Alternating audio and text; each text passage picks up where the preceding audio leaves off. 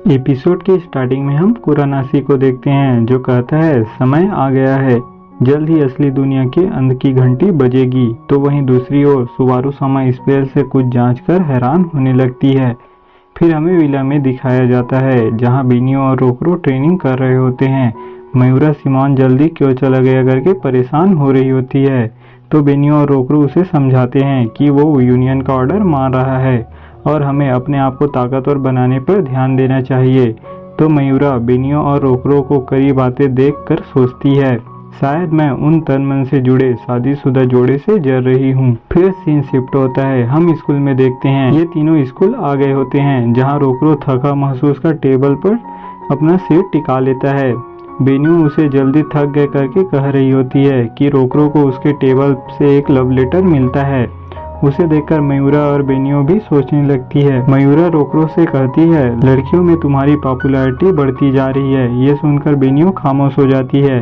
वो आगे कहती है, इसका तुम्हें एक ठीक ठाक जवाब देना पड़ेगा। फिर हम एक बिल्डिंग के ऊपर सिमोन को देखते हैं जहाँ तातरा, मिकागे और सुबारू सामा आते हुए देरी के लिए माफी मांगते हैं।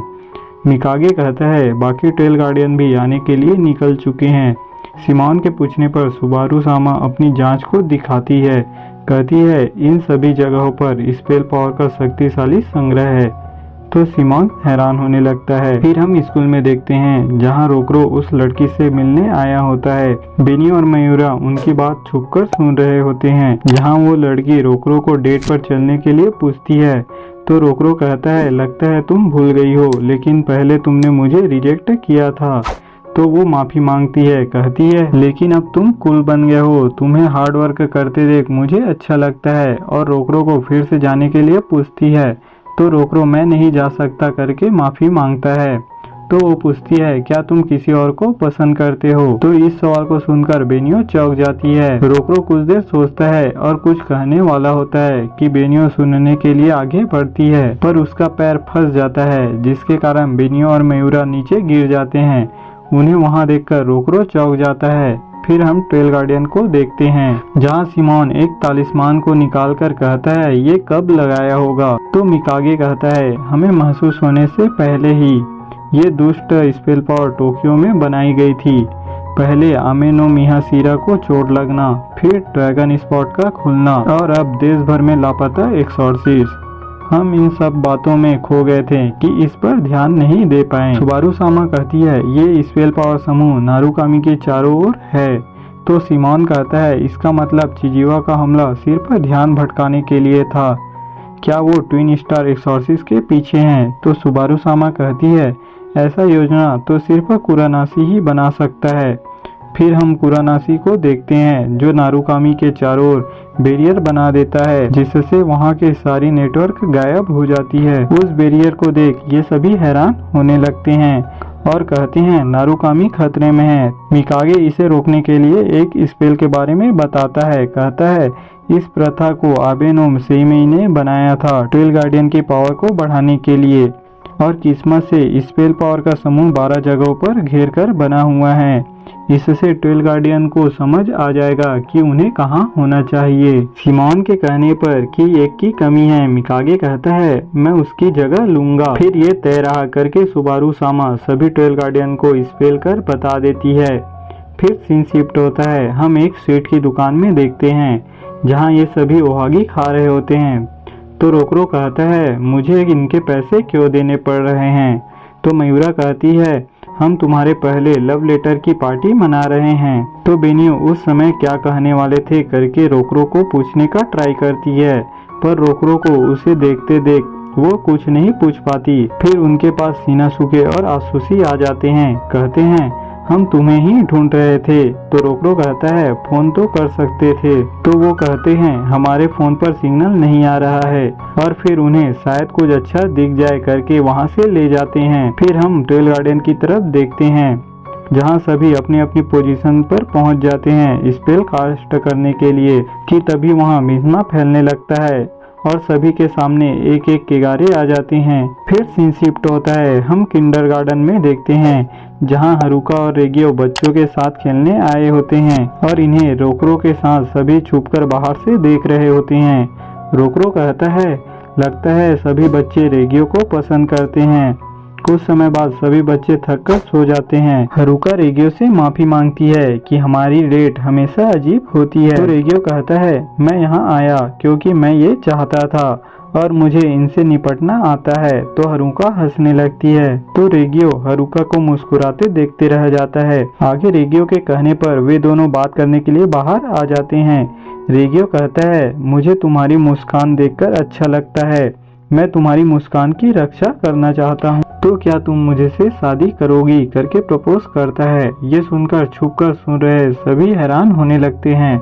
मयूरा तो जवाब सुनने के लिए एक्साइटेड होती है।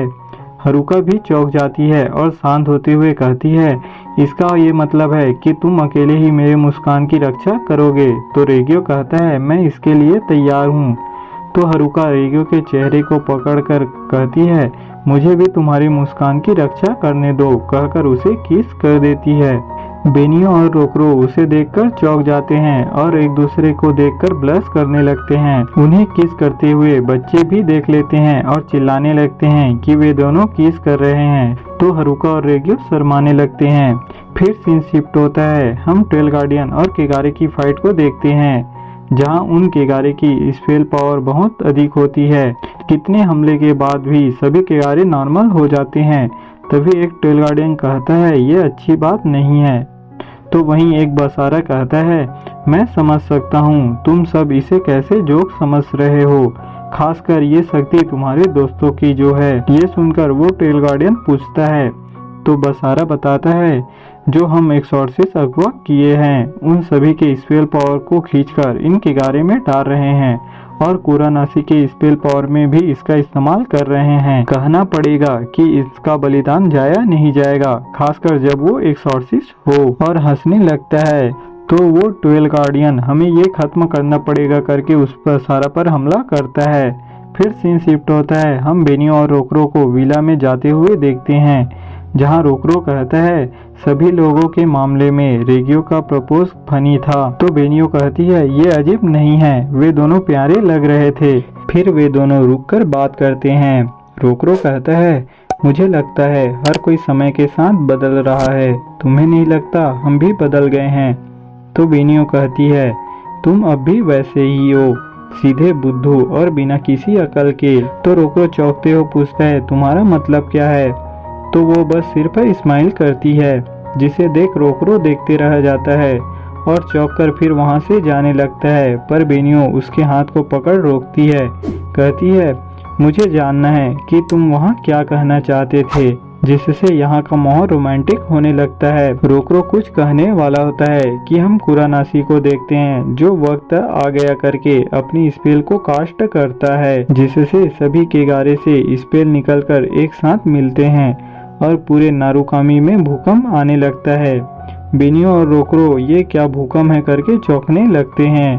साथ ही सभी लोग भी हैरान हो रहे होते हैं। तो वहीं सेइगेन, ये कोई नॉर्मल भूकंप नहीं है, कहता है। फिर हम आगे देखते हैं कि पूरा नारुकामी शहर हवा में फ्लोट करने लगता है।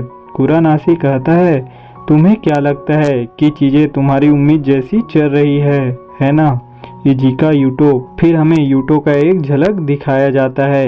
कुरानाशी आगे कहता है, अब सिर्फ अंत से पर्दा उठाना है। तो आप लोगों को क्या लगता है, बेनियो और रोकरो इस खतरे से बच पाएंगे? कमेंट कीजिए और हमारे साथ जुड़ी रहिए आगे की स्टोरी को देखने के लिए।